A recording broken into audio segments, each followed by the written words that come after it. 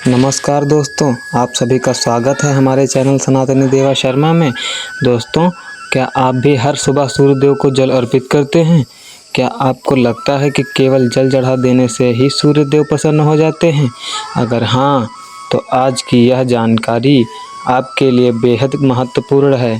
शास्त्रों में कहा गया है कि सूर्यदेव एकमात्र ऐसे देवता हैं जिनके दर्शन हम प्रत्यक्ष रूप से कर सकते हैं। वे हमें प्रकाश, ऊर्जा, स्वास्थ्य और जीवन प्रदान करते हैं। लेकिन क्या आप जानते हैं कि सूर्यदेव जल अर्पित करने के भी कुछ विशेष नियम बताए गए हैं? यदि इन नियमों का पालन किया जाए तो पूजा का फल कई गुना बढ़ जाता है। तो आइए जानते हैं सूर्य को जल देने के 10 नियम। 10 ऐसे नियम जिन्हें हर मनुष्य को अवश्य जानना चाहिए। पहला नियम क्या है? क्या आप सूर्योदय के समय जल देते हैं? दोस्तों, सूर्यदेव को जल अर्पित करने का सबसे उत्तम समय सूर्योदय का माना गया है। सुबह की पहली किरणों में अद्भुत सकारात्मक ऊर्जा होती है। जो व्यक्ति उगते हुए सूर्य को जल अर्पित करता है, उसके जीवन में उत्साह और आत्मविश्वास बढ़ता है। इसलिए कोशिश करें कि सूर्योदय के समय ही सूर्यदेव को अर्घ्य दें। दूसरा नियम, क्या आप तांबे के लोटे का प्रयोग करते हैं जल चढ़ाने में? तो बहुत से लोग किसी भी बर्तन से जल चढ़ा देते हैं, लेकिन शास्त्रों में तांबे के बर्तन या लोटे को सबसे श्रेष्ठ माना जाता है। तांबा सूर्य का प्रिय धातु माना जाता है, इसलिए यदि संभव हो तो हमेशा तांबे के पात्र से ही जल अर्पित करें। तीसरा नियम क्या है? वह तीसरा नियम, क्या आप जल में लाल पुष्प डालते हैं? सूर्यदेव को लाल रंग अत्यंत प्रिय माना जाता है, इसलिए जल में लाल फूल, रोली या थोड़ा सा लाल चंदन मिलाकर अर्पित करना शुभ माना जाता है। यह छोटा सा उपाय आपकी पूजा और अधिक प्रभावशाली बना सकता है। तो चौथा नियम जानते हैं। चौथा नियम, क्या आपका मुख सही दिशा में रहता है? जल अर्पित करते समय हमेशा पूर्व दिशा की ओर मुख रखें।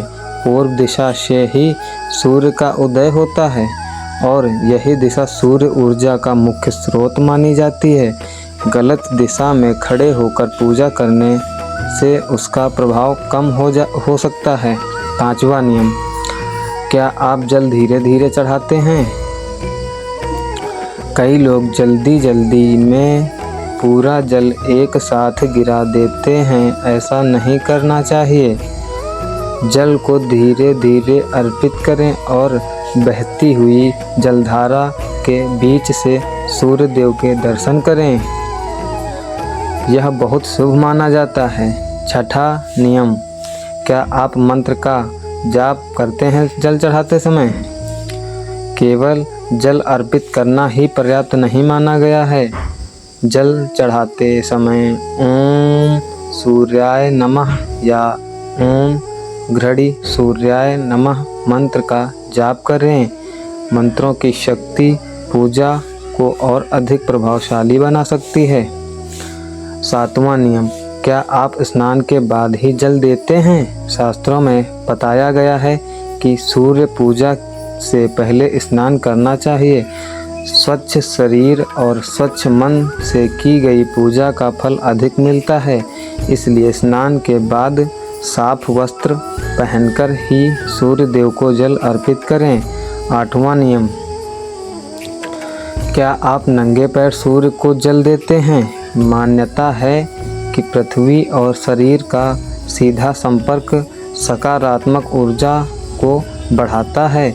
इसी कारण सूर्य को जल अर्पित करते समय नंगे पैर रहना शुभ माना गया है।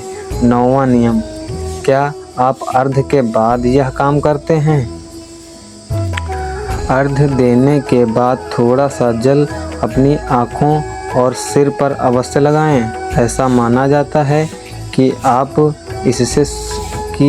इससे सूर्यदेव की कृपा प्राप्त होती है और मन में सकारात्मकता बनी रहती है। और सबसे महत्वपूर्ण नियम, क्या आपकी पूजा में श्रद्धा है? दोस्तों, यदि मन में श्रद्धा नहीं है तो बड़े से बड़ा कर्मकांड भी अधूरा माना जाता है। भगवान को दिखावा नहीं, सच्ची भक्ति प्रिय होती है। इसलिए सूर्य देव को जल अर्पित करते समय मन को शांत रखें और पूरी श्रद्धा के साथ प्रार्थना करें। तो दोस्तों, ये थे सूर्य देव को जल देने के 10 महत्वपूर्ण नियम, जिनका पालन हर व्यक्ति को करना चाहिए। लेकिन अब मैं आपसे एक प्रश्न पूछता हूँ, क्या आप आज तक इन 10 नियमों में से सभी नियमों का पालन करते थे? अगर आपका उत्तर हाँ है तो कमेंट में लिखिए जय सूर्य नारायण। और अगर आपको आज कुछ नया सीखने को मिला है तो इस वीडियो को लाइक और शेयर ज़रूर करें, ताकि यह महत्वपूर्ण जानकारी अधिक से अधिक लोगों तक पहुंच सके।